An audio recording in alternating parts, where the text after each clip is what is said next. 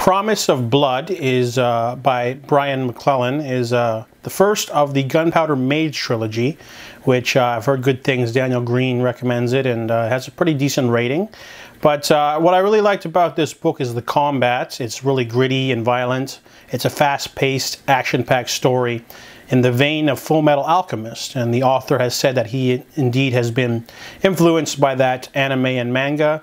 So it takes place in a world where there's lots of different magical people, but the main character is Field Marshal Tamas. He is brought in an Inquisitor, and he has attacked the throne and killed a lot of the privileged in their sleep in order to take over the throne, because he feels like the king has betrayed the people.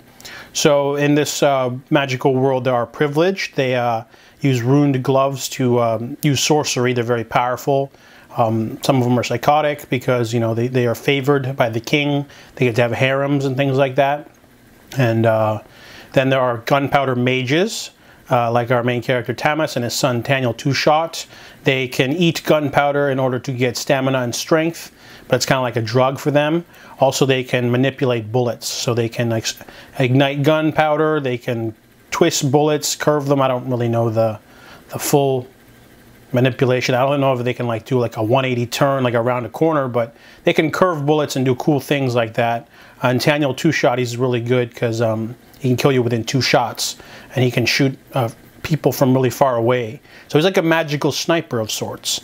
And then there are Nacht. Nacht basically have a power, but it's not anything too amazing.